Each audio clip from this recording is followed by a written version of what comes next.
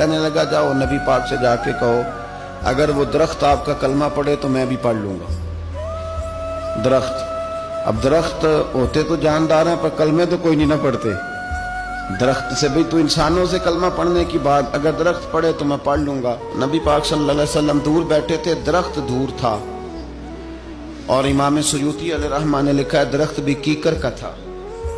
نبی پاک صلی اللہ علیہ وسلم نے فرمایا اس یہودی سے کہ تو جا کے درخت کو کہہ کہ تجھے نبی پاک بلاتے ہیں۔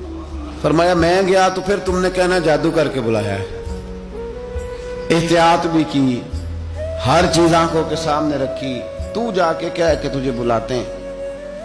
وہ بندہ گیا، جا کے کہنے لگا، اور امام سیوطی نے اس کو لکھا ہے، کہنے لگے اس نے نبی پاک کا نام بھی نہیں لیا، کیونکہ ابو جہل اینڈ کمپنی کو پتا تھا کہ مصطفیٰ کے نام میں بھی بڑی برکت، خالی نام بھی نہیں لیا۔ کہنے لگا درخت وہ جو سامنے بیٹھے ہیں نا وہ تجھے بلا رہے، نام نہیں لیا حضور کا، وہ جو سامنے بیٹھے ہیں نا، جاءت لدعوتہ الاشجار ساجدۃ۔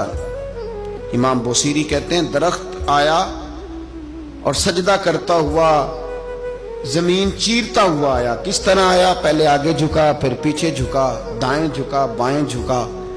یہاں بھی لکھنے والوں نے لکھا ہے کہ وہ نہ درخت اپنی جڑیں اکھیڑ رہا تھا، جب چلنا تھا نا اس نے حضور کی طرف آنا تھا تو آگے دائیں بائیں ہوا، جڑیں اکھیڑ رہا تھا۔ لیکن ہمارے استاد جب ہمیں یہ روایت پڑھایا کرتے تھے تو کہتے تھے جڑیں نہیں اکھیڑ رہا تھا، جب اس نے سنا مجھے نبی پاک نے بلایا تو اسے وجد ہو گیا تھا، وہ جھومنے لگ گیا تھا، جھوم رہا تھا، حضور نے مجھے بلا لیا، جاءت لدعوتہ الاشجار ساجدہ۔